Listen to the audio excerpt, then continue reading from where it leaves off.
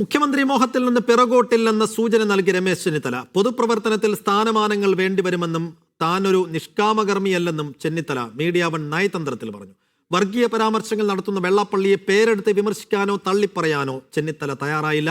ശബരിമല സ്വർണ്ണക്കൊള്ളയിൽ തന്ത്രി പിടിയിലായി, ഇനി വരാനുള്ളത് മന്ത്രിയാണെന്നും രമേശ് ചെന്നിത്തല പറഞ്ഞു.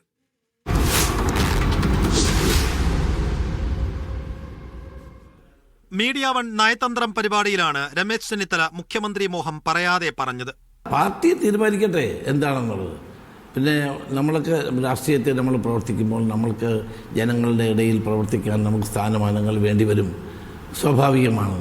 അല്ലാണ്ട് നമ്മളാരും നിഷ്കാമ കർമ്മമൊന്നും അല്ലല്ലോ ആരും ചെയ്തുകൊണ്ടിരിക്കുന്നത്. പക്ഷേ ഞങ്ങളെ സംബന്ധിച്ചിടത്തോളം ഞങ്ങളുടെ പാർട്ടി എടുക്കുന്ന ഏത് തീരുമാനവും ശിരസ വഹിക്കാൻ ഞാനുണ്ടാകും. മുഖ്യമന്ത്രി പദത്തിൽ ത്യാഗത്തിന് തയ്യാറാണെന്ന വി ഡി സതീശന്റെ പ്രതികരണത്തിൽ ചെന്നിത്തലയുടെ മറുപടി ഇങ്ങനെ: ഞങ്ങളുടെ പാർട്ടി ഏത് തീരുമാനിച്ചാലും ഞങ്ങൾ ശിരസ വഹിക്കും, തർക്കമില്ല. കോൺഗ്രസ് ഒരു വലിയ പാർട്ടിയല്ലേ.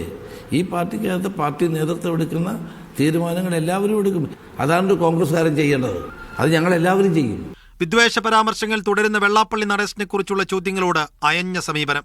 ഞങ്ങൾ ആരും ഒരു വർഗീയതയും പ്രോത്സാഹിപ്പിക്കുന്നില്ല. നാട്ടിൽ വർഗീയ വികാരങ്ങൾ ഇളക്കുന്ന പ്രസ്താവനകൾ ആര് നടത്തിയാലും അത് ശരിയല്ല എന്ന നിലപാടാണ് ഞങ്ങൾക്ക് എന്നും ഉള്ളത്. അല്ല, ആര് നടത്തിയാലും, അത് വെള്ളാപ്പള്ളി നടത്തിയാലും മറ്റുള്ളവർ നടത്തിയാലും എല്ലാം ഒരുപോലെ തന്നെയാണ്. അല്ല, ഞാൻ ആരെയും അങ്ങനെ സർട്ടിഫിക്കറ്റ് കൊടുക്കാനൊന്നും ഞാൻ ആഗ്രഹിക്കുന്നില്ല. സ്വർണ്ണക്കൊള്ളക്കേസിൽ തന്ത്രി തെറ്റ് ചെയ്തിട്ടുണ്ടെങ്കിൽ ഒരു വിട്ടുവീഴ്ചയും പാടില്ല. തന്ത്രിക്ക് ശേഷം വരാനുള്ളത് മന്ത്രിയാണെന്നും രമേശ് ചെന്നിത്തല. CPM-ന്റെ നേതൃത്വം 3-4 നേതാക്കന്മാർ ജയിലിലാണ്.